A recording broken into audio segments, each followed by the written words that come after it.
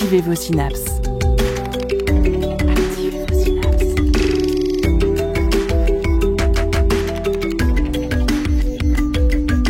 Poussez la porte du Labo des Savoirs et entrez dans un monde de science et d'expérience. C'est le Labo des Savoirs. Les troubles des conduites alimentaires sont en explosion. La pandémie de Covid-19 a accéléré et révélé une autre pandémie, celle liée à l'alimentation. Très divers, ces troubles vont de la restriction la plus totale à l'excès quasi addictif de consommation de nourriture, associé ou non à des comportements purgatifs. Aujourd'hui, au Labo des Savoirs, on va essayer de comprendre ce que sont les troubles du comportement alimentaire.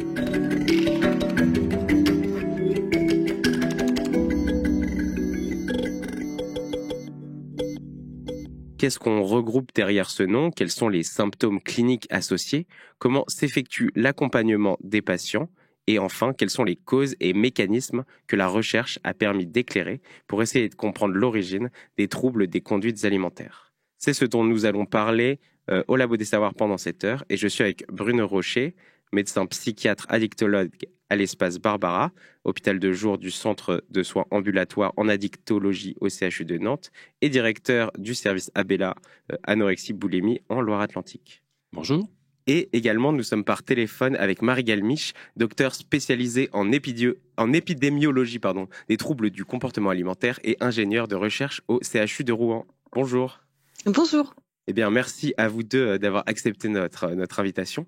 Nous aurons également une chronique de Lila sur l'influence des réseaux sociaux sur le développement des troubles du comportement alimentaire. Alors, avant de commencer cette émission et de rentrer un peu plus en profondeur dans ce que sont les troubles des conduites alimentaires ou TCA, je vous propose d'écouter cette archive de l'émission Zone Interdite en 1996. Je me vois telle que je suis pendant quelques secondes, et puis après, l'image se déforme.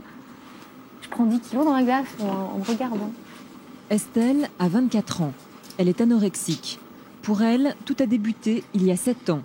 Pour perdre quelques kilos avant l'été, Estelle commence ce qu'elle croit être un simple régime. En fait, c'est l'anorexie qui s'installe. Il me fallait 2-3 jours pour m'habituer à ces 2-3 kilos perdus. Donc pendant ces 2-3 jours, je me trouvais mince. Pas maigre, jamais.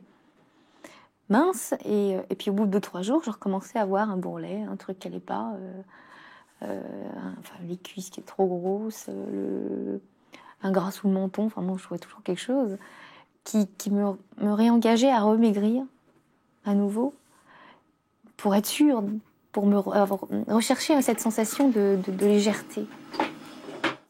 Bruno Rocher, comme on l'entend, pendant les troubles du comportement alimentaire, alors on parle de différents troubles derrière. À l'intérieur, on a l'anorexie mentale, la boulimie, l'hyperphagie boulimique. Est-ce que vous pouvez commencer par éclaircir un petit peu ces termes-là ? Oui, tout à fait. Je pense que c'est extrêmement important que l'on puisse détailler un petit peu de quoi on parle et quels sont les symptômes alimentaires qui relèvent du champ du soin, du champ de la médecine, de la psychiatrie, de la psychologie et de l'accompagnement. Effectivement, les troubles sont catégorisés dans ce qu'on appelle des catégories nosographiques qui permettent de se représenter quels sont les différents troubles qui justifient une organisation de soins. Et dans la dernière version que l'on nomme DSM-5, il y en a plusieurs, des versions bien sûr, mais celle qui est internationalement admise et regroupée sous ce nom-là, on a 3 grandes catégories cliniques que l'on retrouve plus fréquemment effectivement dans les espaces de soins plus adultes que je représente, que sont l'anorexie mentale, la boulimie nerveuse comme vous le disiez, et l'hyperphagie boulimique.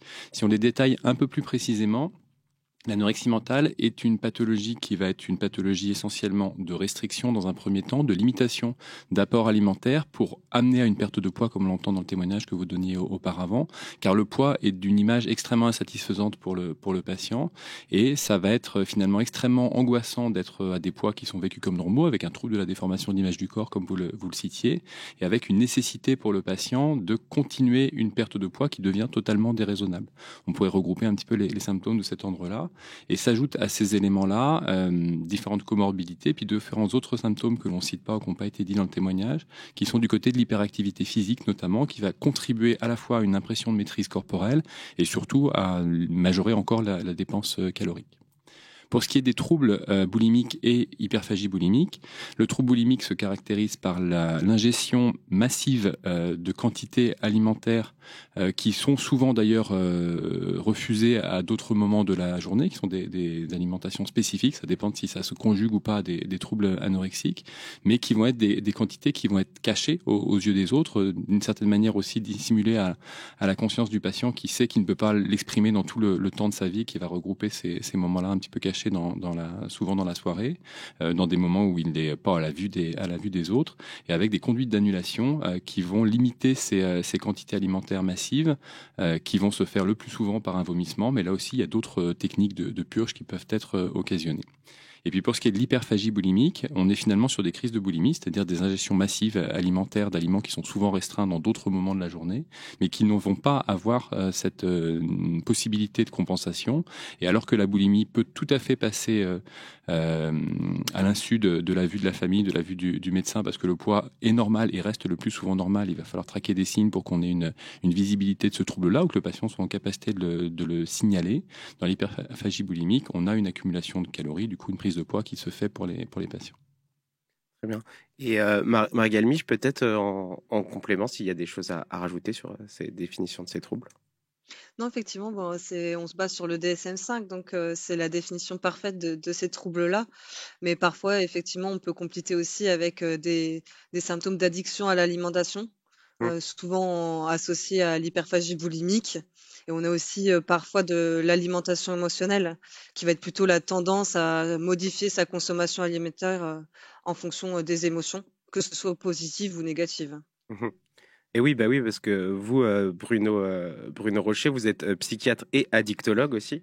Donc, est-ce que vous observez donc certains mécanismes psychologiques des TCA qui sont, que ce soit dans l'anorexie mentale ou l'hyperphagie boulimique, qui sont similaires au processus justement d'addiction Alors oui, les processus addictifs pour nous, mais effectivement c'est une compréhension, une organisation de notre compréhension de la situation, une organisation de la psychopathologie et de la structuration du mal-être qui va s'exprimer par ces troubles-là, qui s'est modélisé sous l'impulsion de Jean-Luc Vénis il y a 35 ans désormais, au début des années 90, sous un modèle addictif, avec l'idée que le fait d'avoir recours à un comportement de consommation alimentaire, comme le rappelait Marie aussi juste avant, un recours à une substance psychoactive, va avoir finalement des capacités d'apaisement, on va dire d'auto-apaisement, parce qu'il est extrêmement facile d'avoir accès à de la nourriture, en tout cas dans nos sociétés, et qui va influencer sur le process psychique du patient, notamment le process émotionnel qui a été cité, ce que disait la jeune femme aussi dans le témoignage, et qui va avoir capacité à générer un auto-apaisement. Sauf que c'est un auto-apaisement qui, comme l'image du corps insatisfaisante, reste partiel et reste à creuser toujours plus bas, et finalement de plus en plus de recours à ces situations-là, et une accumulation de conséquences négatives ou d'effets secondaires. Et parmi les TCA, on entend parfois parler d'orthorexie aussi, qui a été définie en 97 par le médecin Steve Bratman, que j'ai lu qui peut se définir comme le désir de se nourrir d'aliments dits sains et d'éliminer tous les apports journaliers qui sont considérés comme malsains. Donc, est-ce qu'aujourd'hui, c'est une TCA à part entière reconnue ? Alors, l'orthorexie n'est pas reconnue comme un TCA à part entière. C'est un petit peu comme les questions que ramenait Marie, effectivement, qui sont des tableaux diagnostiques que l'on connaît, clairement, que l'on repère, qui ont une certaine entité, mais qui ne sont pas rentrés dans les classifications, ou qui ne sont pas au même niveau, on va dire, de compréhension dans les classifications. Et l'orthorexie, finalement, on va dire que c'est presque une anorexie, on pourrait dire ça, sauf qu'il n'y a pas toute cette attache à la perte de poids, cette attache à une image corporelle qui est problématique, et il va y avoir une focalisation des pensées du patient et d'une grande inquiétude dès qu'il sort des clous qu'il s'est autorisé par le biais de son orthorexie et des limitations des champs d'aliments qu'il est capable de manger. Mais la question corporelle, globalement, n'est pas problématique pour ces patients-là. Et d'une certaine manière, ça pourrait se rapprocher un peu au tableau de l'ARFID, qui est un trouble là, qui lui est dans la catégorie des troubles des conduites alimentaires, reconnu dans le DSM et qui a fait sa place. Et ARFID, c'est Avoidant Restrictive In-Food Take Disorder, c'est-à-dire c'est l'incapacité et la nécessité de limiter ses apports alimentaires sur telle et telle catégorie d'aliments, c'est-à-dire que ça va être une sélectivité extrême qui va se cantonner à quelques types d'aliments. Et dans les différents qu'il y a principale avec l'anorexie mentale, c'est qu'effectivement, alors que l'anorexie touche essentiellement les jeunes femmes à un ratio de 1 pour 10, enfin un homme pour 10 patients, pour 10 femmes, on est dans l'ARFID à quelque chose qui touche plus les garçons, en moyenne, un petit peu plus les garçons que les femmes, et surtout qui apparaît beaucoup plus tôt dans l'évolution de la vie des patients, alors que l'anorexie apparaît plutôt dans l'adolescence. L'ARFID commence dans l'enfance. Okay. Justement, je rebondis, vous parliez de la disparité entre les sexes. Donc si j'ai bien compris, c'est tout TCA confondu, on est à un ratio de 1 sur 10, donc un homme pour 10 femmes touchées. Surtout dans l'anorexie mentale, c'est beaucoup plus tempéré sur la boulimie et l'hyperphagie boulimique. D'accord. Et est-ce qu'on a des explications à cette disparité Les explications, elles sont multiples et par définition peut prouver d'une certaine manière. C'est-à-dire qu'on peut poser tout un tas de compréhensions et de théorisations qui sont possibles, qui vont toujours se combiner, de même que se combinent en fait les compréhensions de la physiopathologie, de la psychopathologie, de l'organisation des troubles. On va jamais dire c'est parce qu'il y avait un régime d'été, comme c'était signalé là, que le trouble s'est constitué. Ça a peut-être été la petite touche qui fait décompenser la situation, mais ce n'est jamais en soi l'explication unique. Donc pour les questions de répartition de sexe ratio, finalement, de la définition, de la compréhension de ces troubles alimentaires, on est dans des hypothèses qui sont multiples, qui vont sûrement tenir à des éléments de physiopathologie sur lesquels Marie, et d'hormonologie potentiellement, sur lesquels Marie va pouvoir largement contribuer à donner des explications. Mais on sait qu'il y a des contributions sociologiques, il y a des aspects de psychologie, la question de la puberté, de l'image du corps féminin, de la sexualisation des images, et on va revenir peut-être que le patch sur les réseaux sociaux parle un petit peu de cette question-là, on peut imaginer. Tout ça, c'est des combinaisons qui sont présentes, les traumatismes sexuels, tous les abus, tous les regards, on va dire, déplacés ou les attouchements, malheureusement du quotidien, sont malheureusement là aussi très genrés dans leur fonctionnement, et le fait que les femmes en soient plus souvent victimes en fait potentiellement des victimes plus importantes aussi de ce nécessité de régulation émotionnelle qu'elles vont trouver dans les troubles alimentaires. Marie Galmiche, peut-être d'un point de vue plus physiologique et hormonal sur cette différence entre les sexes. Oui, effectivement, comme le disait Monsieur Rocher, effectivement, il y a quelques suggestions au niveau physiopathologie, bien qu'il n'y ait aucun mécanisme qui soit réellement défini. Mais au niveau des différentes suggestions, il y a notamment quelques publications qui évoquent la possibilité que le sexe féminin soit impacté directement par l'anxiété, soit plus sujet à l'anxiété, sachant qu'on sait que l'anxiété est notamment un facteur déclencheur, peut être un des facteurs déclencheurs des TCA. Et également, récemment, l'unité INSERM 1073 a fait une publication sur l'impact des gènes rythmant le rythme circadien. Mmh.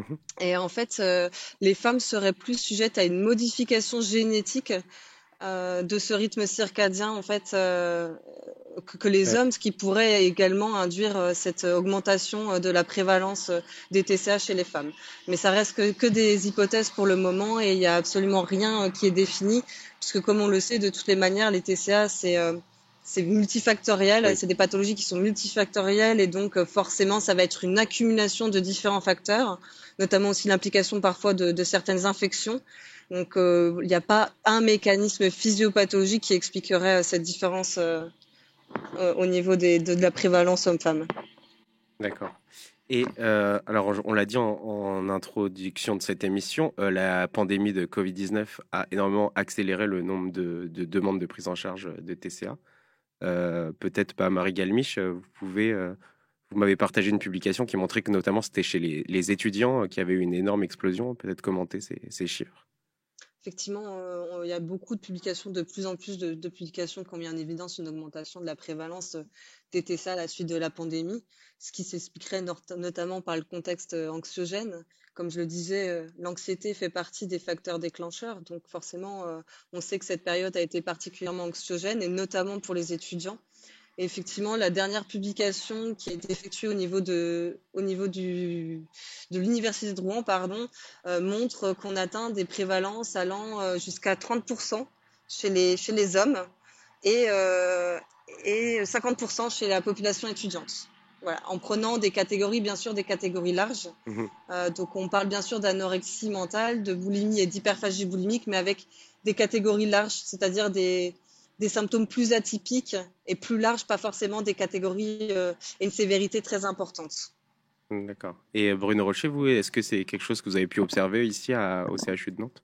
Oui, tout à fait. Je pense qu'on l'a observé par un autre moyen ou un autre biais que Marie. C'est-à-dire que nous, on l'a surtout constaté dans l'allongement de nos délais de consultation de première fois, des délais de consultation interfois ou interconsultation, ce qui veut dire que la file active est plus importante, où là, on se retrouve effectivement dans des difficultés qui sont larges. Et puis, on a différents indicateurs, alors chiffrés, mais que je peux pas vous reciter là directement, directement, mais d'autres indicateurs où, par exemple, quand on commence les soins dans notre service, on a un groupe d'accueil qui permet d'accueillir les patients ou les familles qui, globalement, en moyenne, à vue de nez comme ça, mais je pense qu'on est proche de la réalité, était en moyenne à 5-6 participants. Sur les années Covid, on a pu monter jusqu'à 20 participants, et du coup, avec une espèce de vague, comme le dit d'une certaine manière autrement Marie, de sollicitations par rapport à ces troubles alimentaires débutants, qui ne sont pas d'ailleurs forcément gravissimes. Quand on vient jusqu'à nous, globalement, c'est quand même une certaine gravité, mais on avait vraiment des nombres qui étaient largement majorés, et on est encore dans cette crise-là. On peut espérer qu'il y a une partie des patients qui vont finalement avoir trouvé du soin, avoir trouvé de l'apaisement, et qui vont sortir de la file de soins actifs, mais il y en a d'autres qui sont encore dedans, car on est sur des troubles et des pathologies qui malheureusement évoluent longtemps et mettent du temps à régresser complètement. D'accord. Et vous avez une explication un peu du pourquoi cette pandémie a accéléré? Le facteur stress, effectivement, est le plus facile à mettre en évidence, parce qu'on était tous, on va dire, stressés, modifiés dans nos comportements, dans les rythmes circadiens, dans les rythmes de vie. Moi, je retrouve beaucoup aussi dans les rythmes sociaux, c'est-à-dire que d'habitude, on va se réguler d'une certaine manière parce qu'on va au boulot, parce qu'on va au lycée, parce qu'on va au collège, parce qu'on a une activité sportive, etc. On rencontre du monde, ça permet de diluer une partie des stress, des tensions, de faire du lien social.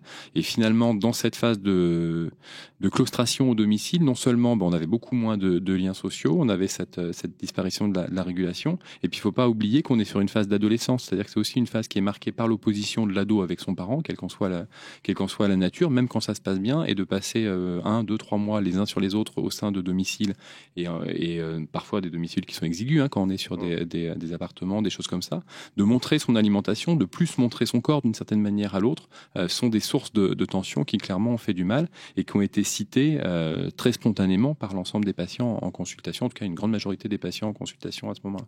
Eh bien, marquons désormais une courte pause dans notre émission et écoutons Vorso avec Facets.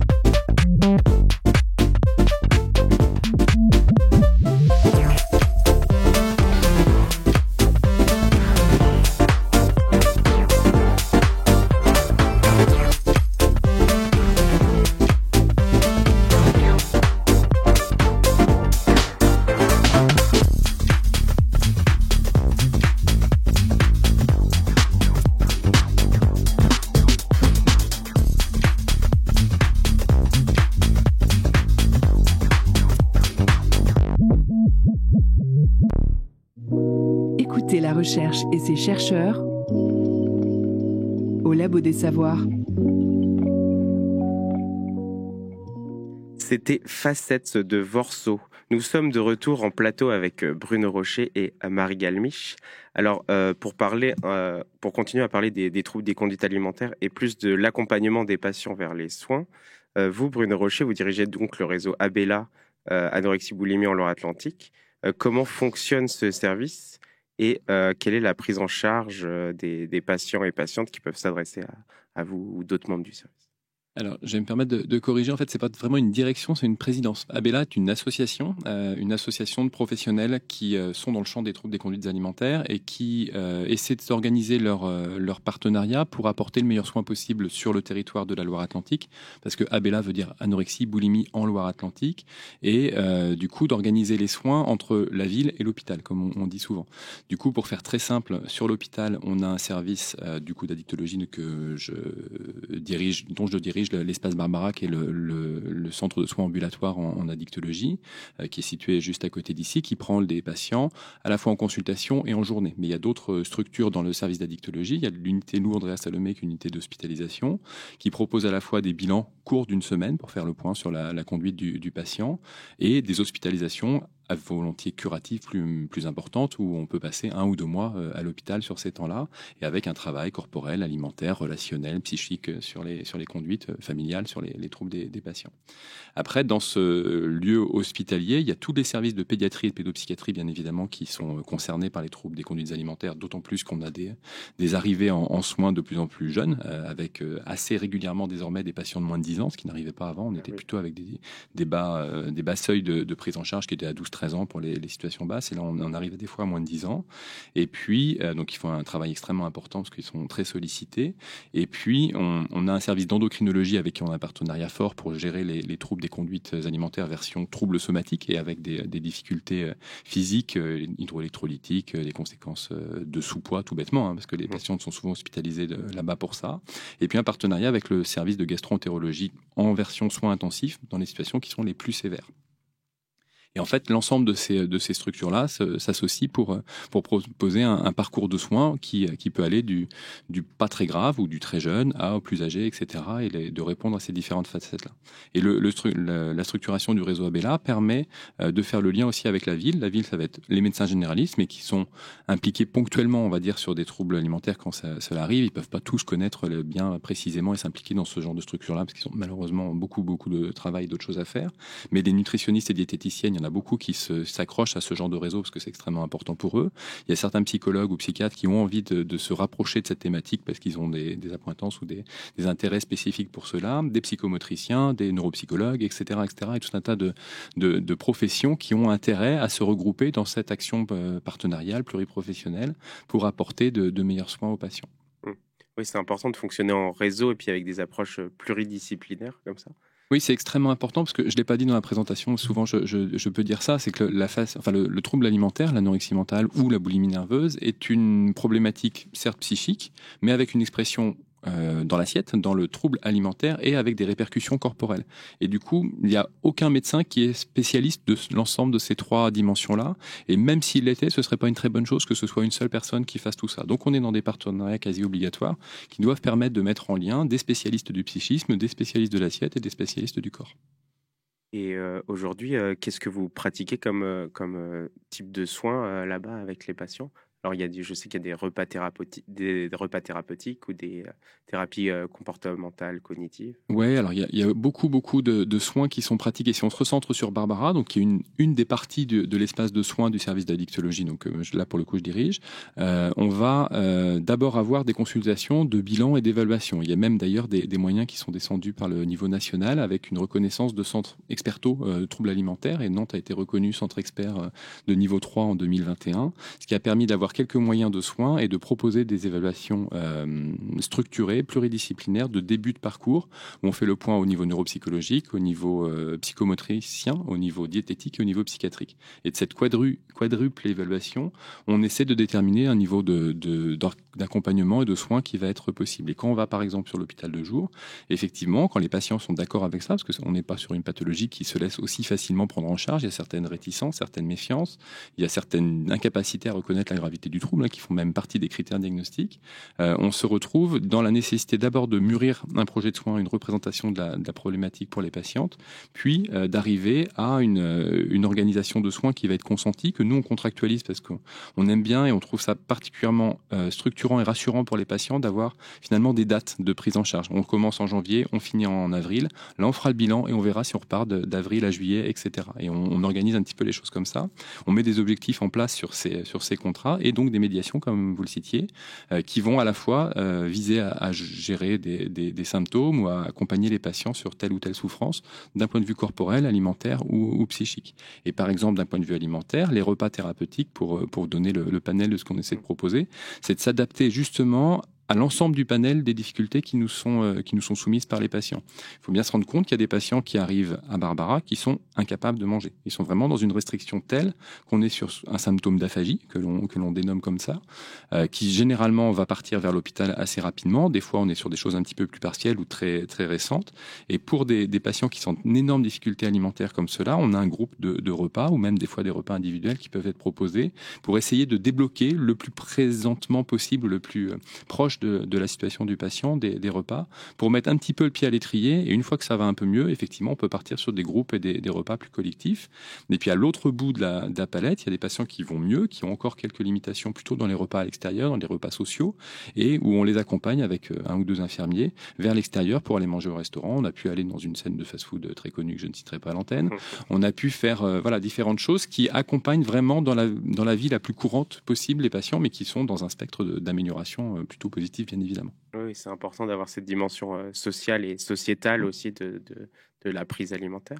Vous développez aussi, je crois, des ateliers d'expression corporelle, verbale, émotionnelle, et peut-être aussi des approches en art-thérapie.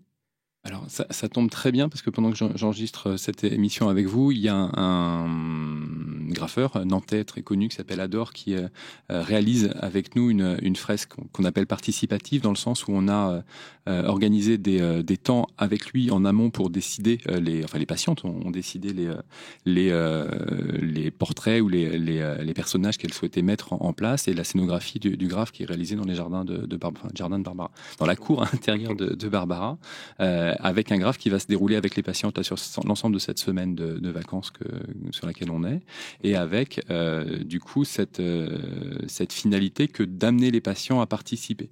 De même qu'il y a un blog sur Barbara qui est ouvert, qui est hébergé par le CHU, on va dire sécurisé par le CHU en termes de contenu, de médiation, des commentaires, etc. Et il est très probable que l'émission se retrouve sur le blog à la suite si on a un partenariat possible. Bien sûr.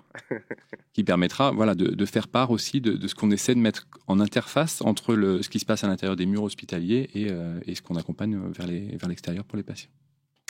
Et aujourd'hui, quelles sont les pistes les plus prometteuses et les meilleures que vous observez pour une rémission ? Je pense que les pistes prometteuses, je pense pas qu'on ait fait énormément de révolution dans les troubles alimentaires. Je pense que le trouble alimentaire évolue bien si on se donne du temps. C'est-à-dire qu'on sait très bien que c'est des maladies qui évoluent en plusieurs années. Et alors, selon le type et selon la gravité de difficulté, la dimension de latence à l'arrivée en soins, ce qui est une des facteurs pronostiques les plus présents et les plus pertinents. C'est sûr que quelqu'un qui n'a pas eu de soins pendant 10 ans et qui se pointe dans un service de soins fera pas du tout la même chose que quelqu'un qui vient avec un bon repérage, un bon accompagnement familial, un bon repérage par le médecin traitant. Au bout de 3-4 mois, on a une capacité de mise en mouvement du symptôme qui est bien meilleure. Mais ça nécessite toujours du temps, toujours de bien connaître ces troubles-là et de ne pas les traiter de fantaisie en disant que ce n'est qu'un caprice et si tu mangeais, t'as qu'à manger, ça ira bien. Bien évidemment que c'est beaucoup plus douloureux, beaucoup plus compliqué que ça, et qu'il faut se donner un temps d'amélioration. Par contre, il y a effectivement quand même quelques nouveautés. La réalité, et ça on le sait depuis tout le jour, c'est qu'il faut travailler dans l'émotionnel, travailler dans le champ psychique de la compréhension, du trauma aussi, travailler dans le champ corporel et d'avoir un accompagnement corporel des patients, puis de travailler sur les questions d'assiette, ce que je vous disais tout à l'heure. Et après, c'est d'avoir une structure suffisamment large des différents moyens de soins que l'on peut proposer. Mais pour revenir au corporel, pendant très longtemps, on a barré l'accès ou la possibilité de faire du sport aux patients, en leur disant « t'es trop mec, tu peux pas faire du sport ». Et finalement, on se rend bien compte, il y a pas mal d'études qui sont faites à ce propos-là, une dans le service là, actuellement qui vient par Laurence Kern à Paris, mais qui permet de mesurer que l'activité physique adaptée, APA, est une méthode aussi pour permettre aux patients de mieux comprendre le fonctionnement de leur corps et finalement trouver aussi une motivation et un intérêt à manger pour faire fonctionner ce corps, etc. Et on rentre plutôt par ce biais d'activité physique dynamique dans des cercles vertueux d'amélioration que dans des cercles de dégradation et d'empêchement alimentaire. Je me permets de rajouter qu'on a un partenariat avec la Fédération française de savate et boxe française qui nous a fait confiance et a organisé via la Fondation de France au début un budget expérimental d'activité physique pour faire de la savate dans le service. Désormais, ça fait 6 ans que ça tourne et ça tourne bien. Les patientes y prennent à la fois du plaisir, de la conscience corporelle, un peu d'estime de soi, parce que c'est aussi intéressant de se confronter finalement dans des pseudo-duels, parce qu'on ne se touche pas dans ces pratiques-là, ou très peu, en tout cas c'est très encadré. Mais ne serait-ce que de se confronter et de faire semblant de donner des coups dans une cible en mousse, c'est quelque chose qui est particulièrement mobilisateur pour les patientes et intéressant. Oui, c'est important, c'est toute cette dimension du rapport au corps. Vous, Marie Galmiche, vous développez une plateforme en ligne d'autodiagnostic des TCA, je crois qu'il s'appelle Nutractis, avec Pierre Deschelotte, avec lequel vous travaillez, c'est ça? Oui, alors c'est de l'autodépistage. On parle plus d'autodépistage. Effectivement, nous venons de monter au CHU de Rouen la plateforme Nutractis, effectivement, qui permet un autodépistage des TCA et de l'obésité. Donc, c'est basé sur des questionnaires standardisés et validés de la littérature, donc le questionnaire SCOF, et auquel est associé l'algorithme Expali. Et Expali, en fait, va permettre, en cas de TCA, de donner une orientation diagnostic, donc pas un diagnostic précis, mais vraiment de donner un diagnostic selon les 3 catégories larges de TCA, donc plutôt restrictive, plutôt boulimique ou plutôt compulsive. Et en fait, à la suite de ce dépistage, le participant, donc en fonction de sa situation clinique, soit rentré dans un parcours d'autoprévention, donc s'il n'a pas de TCA ni d'obésité, et en cas de TCA probable et ou d'obésité, va rentrer dans un parcours plutôt d'accompagnement, donc qui est composé d'auto-évaluations diverses. Donc on a plus de 20 auto-évaluations proposées sur la plateforme. Donc effectivement, c'est des auto-évaluations qui sont proposées qui sont en lien avec les TCA, bien sûr, donc connus dans la littérature scientifique. Donc on va être sur tout ce qui est perception de l'image corporelle, on en parlait, mais aussi tout ce qui est addiction, alcool, tabac, cannabis, mais aussi cyberaddiction. On a aussi les aspects plus psychologiques. Donc on a le perfectionnisme qui est bien connu en lien avec les TCA plutôt restrictifs. On va avoir l'anxiété, la dépression, tout ce qui est aussi estime de soi, on en parlait également. Et en fait, en cas de risque, face aux facteurs étudiés, le participant aura alors accès à un programme d'intervention en ligne qui est composé de différentes explications associées à des petits exercices. Et en fait, tout ce qui est proposé sur ces programmes d'intervention sont bien sûr basés sur la littérature scientifique et essentiellement sur tout ce qui est thérapie cognitivo-comportementale dont on parlait juste avant et dont l'efficacité est quand même de plus en plus prouvée et reconnue pour la prise en charge de ces facteurs. Voilà. Okay. Et vous parliez des comorbidités. Aujourd'hui, quelles sont les comorbidités les plus associées au TCA? Justement, il y a énormément, on en parlait, donc d'anxiété, dépression. On a aussi de plus en plus de publications qui mettent des liens avec les addictions, que ce soit les addictions comportementales, donc à alcool, tabac, cannabis, à la substance, pardon, donc alcool, tabac, cannabis, ou comportementales. Donc là, on va plus être sur tout ce qui est addiction aux écrans. Et donc, je pense que vous en parlerez après, mais notamment le lien avec les réseaux sociaux. On a de plus en plus de publications qui mettent en évidence que l'abus de réseaux sociaux et de certains comptes en particulier peuvent favoriser l'apparition de TCA et leur maintien. On a aussi tout ce qui est addiction aux jeux vidéo ou encore au téléphone de manière générale. Bruno Rocher, peut-être sur ce rapport aux réseaux sociaux et aux écrans pourrait jouer un Oui, rôle. tout à fait. Mais je pense qu'effectivement, quand on regarde les pratiques sur les années précédentes, on voit bien que les réseaux sociaux ont pris une dimension extrêmement importante parce que c'est ce que racontent les patients en entretien. C'est-à-dire que nous, on fait toujours dans un premier entretien d'évaluation psychiatrique et donc addictologique, puisqu'on est addictologue de formation dans le service et de nature. On fait ce que vient de dire Marie, c'est-à-dire qu'on screen ce qui se passe d'un point de vue alimentaire, mais bien évidemment ce qui va se passer du côté de l'alcool, du tabac, du cannabis, des addictions comportementales. Et avant Avant, quand on parlait de téléphone et on parlait d'ordinateur, globalement, il n'y avait pas de warning qui s'allumait, il n'y avait pas beaucoup de discours qui étaient fournis. Et désormais, on voit bien qu'il y a une espèce d'hésitation. Les patients ne le livrent pas systématiquement comme ça parce qu'on pose la question.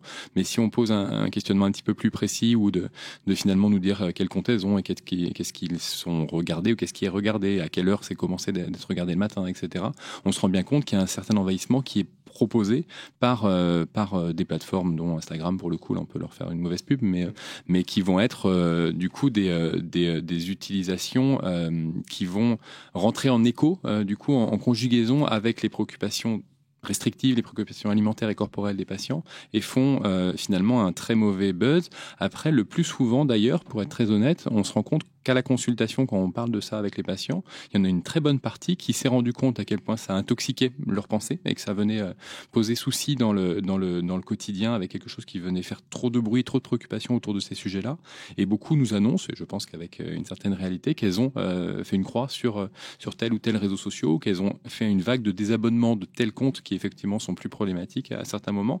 Et d'une certaine manière, on peut d'ailleurs suivre presque l'évolution et la clinique des patients au type de compte auquel elles s'abonnent et auquel elles s'adonnent et dans lesquels elles ont un intérêt à rentrer, à vérifier, à commenter ou des choses comme ça. Très bien. Et aujourd'hui, vous, dans votre service, quels sont les taux de rémission qui sont observés pour les patients et patientes peut-être d'abord sur l'anorexie et puis sur les autres TCA. Alors, j'ai pas de chiffres précis. En même temps, ils sont présents dans le service parce qu'on a établi depuis plus de 10 ans, désormais ça doit faire 12 ans maintenant, une cohorte d'évaluation longitudinale des patients à l'IFAC, qui est l'Institut fédératif des addictions comportementales, qui est la partie de recherche attenante au service et qui donne une évaluation de ces situations-là. Et les chiffres, sont présents virtuellement dans ces recueils de données. Il faut brancher globalement un interne ou un chercheur sur ces données-là pour avoir des rémissions. Après, d'un point de vue clinique, donc ce qui moi m'occupe plus, on a des taux de rémission en termes de nette amélioration de la situation qui sont, je pense, plutôt très bons. On doit être à 60-70%, à condition de se donner le temps nécessaire à l'amélioration de la situation. Et moi, je commence à avoir un peu d'ancienneté dans le service et j'ai des patients que je connais depuis 10 ans et ce n'est qu'au bout de 10 ans qu'ils disent effectivement, on arrive à quelque chose qui est satisfaisant, ou autrement dans une pathologie chronique dont il va falloir s'occuper de manière chronique avec une gestion de la situation sur cette modalité-là et qui réacquiert une capacité à vivre dans de bonnes conditions correctes, mais avec une pathologie qui se maintient. Oui, il faut penser la chose sur le temps long. Et vous, Marie, au CHU de Rouen, comment sont les rémissions des patients? Peut-être plus sur l'hyperphagie boulimique? Alors, j'ai pas de chiffres précis non plus à vous donner, mais effectivement, quoi qu'il arrive, c'est des prises en charge qui sont longues. Le fait est qu'on ait monté la plateforme Nutriactis, c'est aussi pour répondre à un problème qu'on n'a pas forcément mentionné, c'est qu'effectivement, on a des gros problèmes dans les prises en charge puisque la prévalence est en constante augmentation, mais malheureusement, les structures de soins ne le sont pas forcément. Et on constate énormément de déserts médicaux dans la prise en charge des TCA et de l'obésité. Le docteur Rocher précisait les centres de niveau 3. Nous, par exemple, sur la région normande, on a seulement un centre, justement à Rouen, de niveau 3 pour la prise en charge des TCA et de l'obésité. Et ça pose un réel problème, puisque c'est des patients qui vont pas forcément avoir les structures et les professionnels de santé à proximité pour cette prise en charge.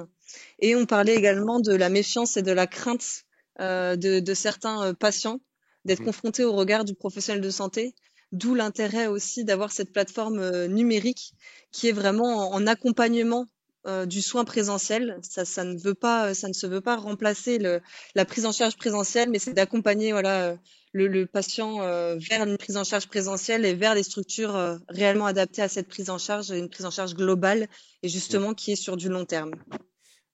Donc la survenue des TCA elle est liée à des multiples causes possibles. L'environnement social, il n'est pas pour rien. Il y a une incitation à la minceur via les médias, la mode ou encore les proches, qui peut engendrer une certaine pression qui déclenche chez certains et certaines des TCA. Et cette pression s'exerce aussi sur les réseaux sociaux. C'est ce dont tu vas nous parler dans ta chronique, Lila. Comme beaucoup d'enfants des années 2000, j'ai eu un accès à Internet très jeune.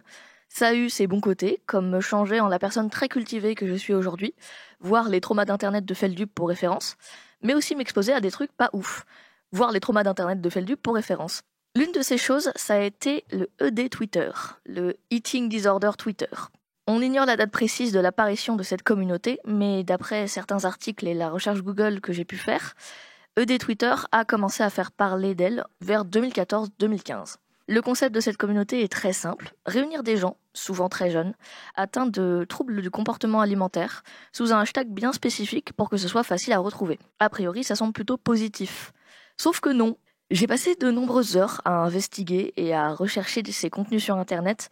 Les membres de ED Twitter ne sont pas là pour se soutenir, mais pour s'enfoncer dans leurs troubles.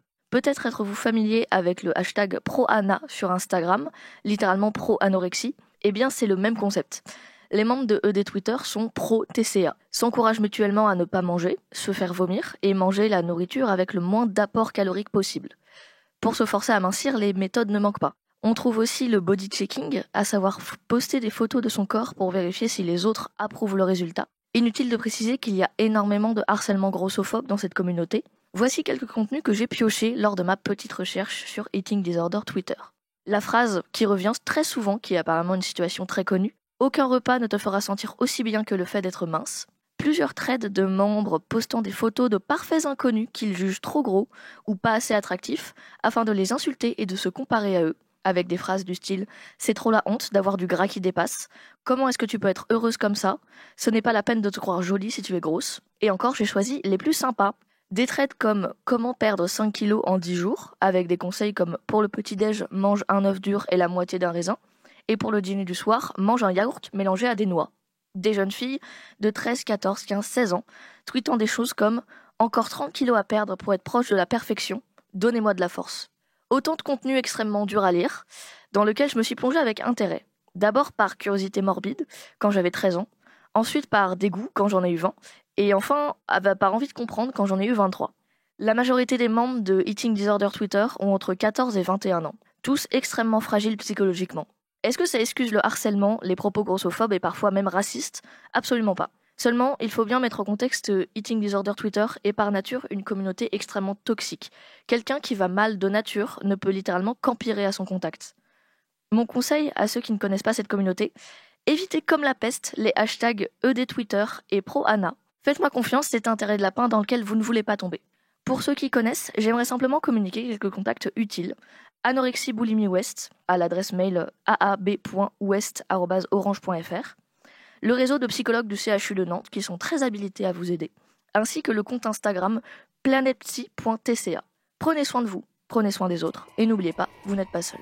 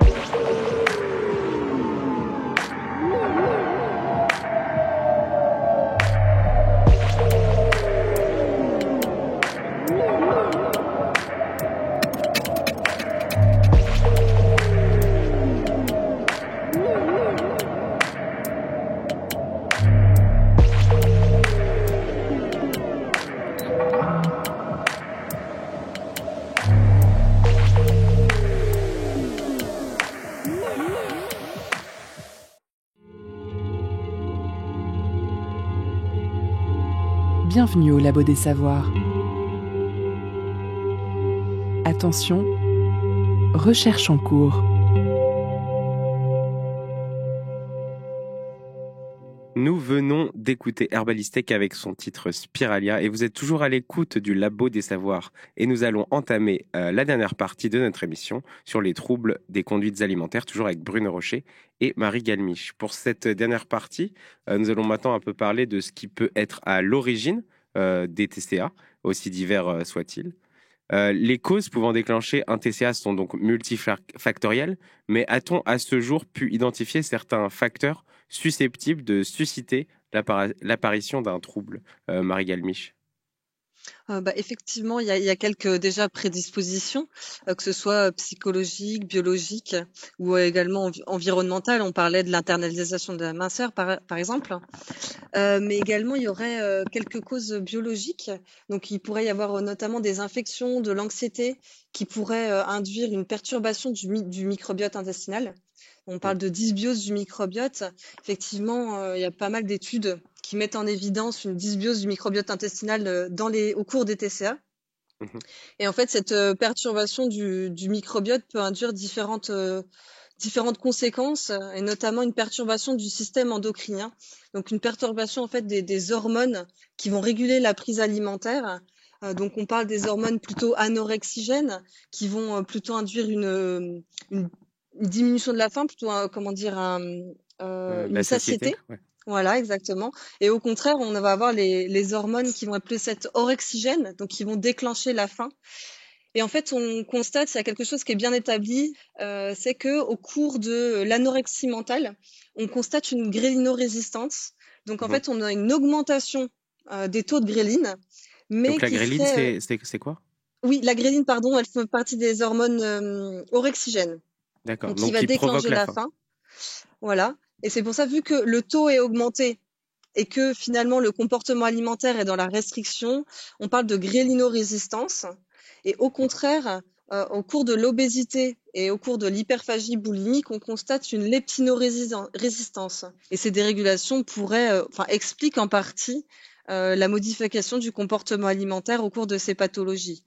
Il y a également d'autres hormones de la prise alimentaire qui sont impactées de manière un peu moindre, c'est moins marqué dans les cohortes scientifiques, mais il y a également tout le panel d'hormones de la prise alimentaire anorexigène, mais également orexigène, qui seraient impactées au cours de ces pathologies-là, et ce qui expliquerait justement ce dérèglement. Et vous disiez au début que vous observiez une dysbiose intestinale, donc c'est un déséquilibre de la population bactérienne dans l'intestin pour les TCA. Où en sont les compréhensions de ces phénomènes, et notamment au niveau de l'axe intestin-cerveau lié au TCA? Oui, effectivement, toutes les cohortes mettent en évidence une dysbiose du microbiote intestinal au cours des TCA et au cours de l'obésité également. Donc, on a encore pas mal de recherches qui doivent se pencher sur exactement quelles sont les modifications du microbiote. Donc, il y a en général beaucoup d'études qui mettent en évidence que peu importe le TCA, il y aurait une diminution de la richesse bactérienne du microbiote intestinal. Et donc, en fait, cette modification du microbiote va avoir plusieurs impacts, et notamment la modification de la production des acides gras à chaîne courte.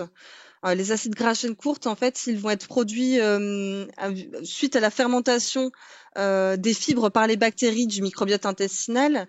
Et en fait, ces acides gras à chaîne courte sont des molécules qui sont bénéfiques, que l'on dit bénéfiques pour la santé, notamment parce qu'elles vont avoir un effet anti-inflammatoire. Et les dernières recherches mettent en évidence que cette modification de la population des acides gras à chaîne courte va avoir un impact sur la libération de certaines hormones dont on parlait, donc associées à la prise alimentaire, et notamment le PYY et le GLB1, qui sont tous deux des hormones anorexigènes. Et en fait, toute cette modification du microbiote va également aider du système endocrinien, va également avoir des répercussions au niveau central, puisque les mécanismes de prise alimentaire sont au niveau périphérique, donc tout ce qui est intestinal, mais également au niveau central, donc au niveau du cerveau. Et en fait, les publications mettent en évidence que toutes ces modifications pourraient impacter le système nerveux central, et notamment le système dopaminergique, le système sérotoninergique et le système endocannabinoïde. Puisqu'effectivement, on constate aussi, ce qui confirme aussi ces hypothèses, c'est qu'on constate que ce soit au niveau de l'hyperphagie, de la boulimie, mais aussi de l'anorexie, des perturbations, notamment au niveau du système dopaminergique, de la libération de la dopamine. Peut-être pour détailler un petit peu pour nos éditeurs et auditrices, qu'est-ce que c'est le système dopaminergique? Est-ce que c'est lié et système sérotoninergique? Est-ce que c'est lié au système de la récompense? Oui, effectivement, oui, c'est tout à fait ça. Donc, c'est ce que effectivement, la perturbation du système de récompense, elle est constatée dans tous les TCA, tout type de TCA, puisqu'effectivement, ce système serait perturbé, soit via les hypothèses via la restriction alimentaire, hein, ce qui induirait des perturbations de ce système, mais également la consommation accrue d'aliments palatables, donc d'aliments qui sont satisfaisants pour le palais. Et en fait, une consommation d'une alimentation très palatable va en fait augmenter la production de dopamine, et à terme pourrait induire une perturbation de ce système dopaminergique, donc qui est réellement lié au système de récompense. Vous parlez d'aliments palatables, donc est-ce que c'est les aliments qui sont issus des produits ultra transformés? Effectivement, ça en fait totalement partie, puisque c'est des aliments qui sont très très gras, très sucrés, très salés, et ce qui va induire un plaisir gustatif, et induisant également donc cette augmentation de la dopamine. Il y a notamment des études qui ont mis en évidence que lorsque l'on regarde l'activité cérébrale, lorsqu'on montre des images d'aliments plus ou moins palatables, les aliments palatables vont induire une réponse neuronale différente que comparée à des aliments moins palatables. Vous avez travaillé pas mal sur l'hyperphagie boulimique, et notamment dans le cadre de l'obésité ou non.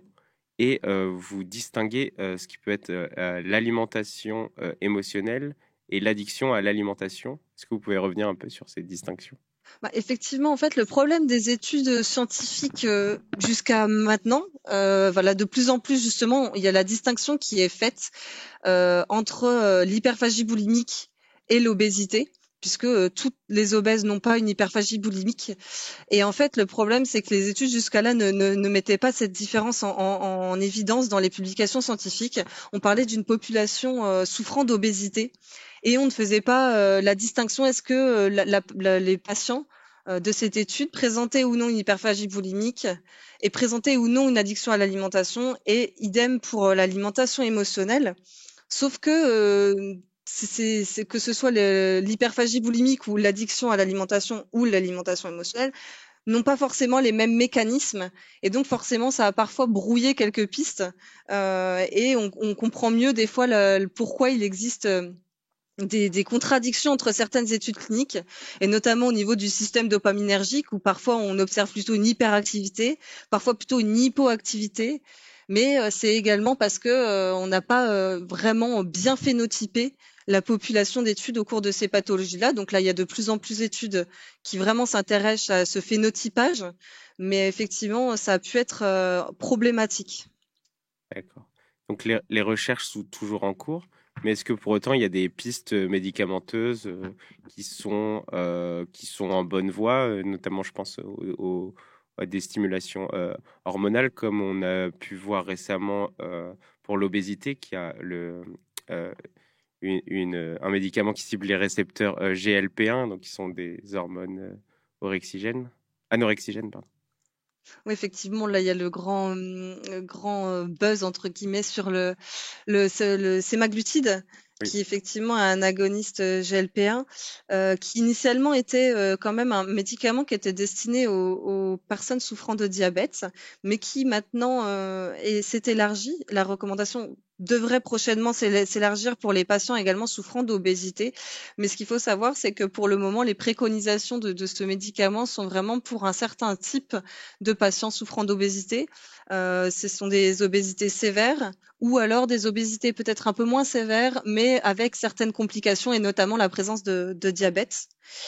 Et sinon, au niveau des différentes perspectives de traitement, bien sûr, on espère qu'un jour, l'étude du microbiote intestinal aboutira au développement de prébiotiques ou de probiotiques qui permettront donc justement de moduler la flore intestinale et d'aider à la rémission des patients souffrant de ces pathologies-là, bien qu'on suppose qu'il faudra toujours avoir un complément avec toutes les stratégies qu'on a évoquées avant, Oui, l'activité physique adaptée, tout ce qui est thérapie cognitivo-comportementale, etc. Et tout le travail des médecins qui est fait actuellement avec cette prise en charge pluridisciplinaire. Bruno Rocher, vous, est-ce que dans votre service, vous utilisez des pistes de médicaments Pas directement sur la question des troubles des conduites alimentaires, en tout cas pas dans l'anorexie. Dans la boulimie, il y a quelques essais qui se font avec différentes molécules qui sont anti-impulsives ou addictolytiques qui sont utilisées plus fréquemment et avec des preuves établies d'efficacité dans la gestion de l'alcool, par exemple.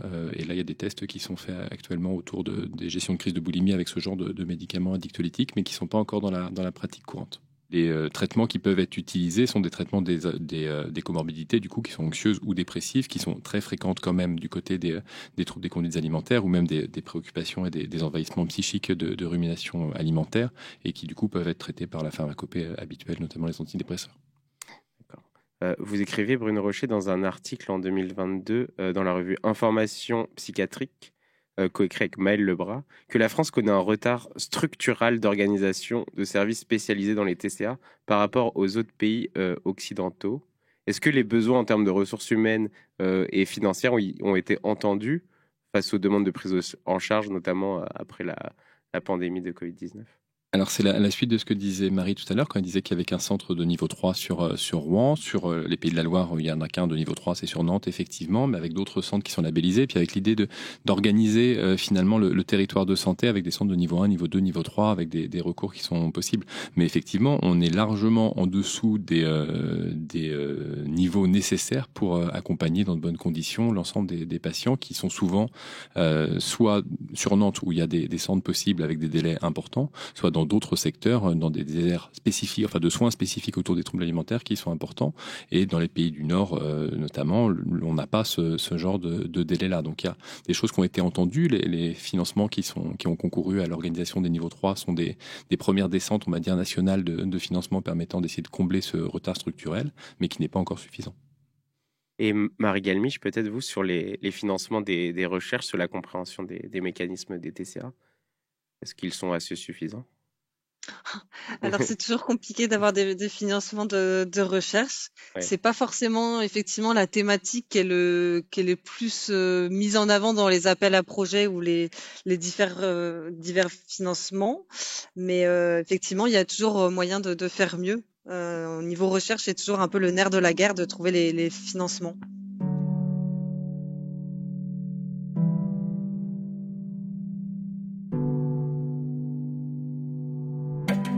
C'est la fin de cette émission consacrée aux troubles des conduites alimentaires. Merci à nos invités d'avoir répondu à notre invitation. Bruno Rocher du service Barbara au CHU de Nantes et président du réseau Abella, et Marie Galmiche, ingénieure de recherche au CHU de Rouen.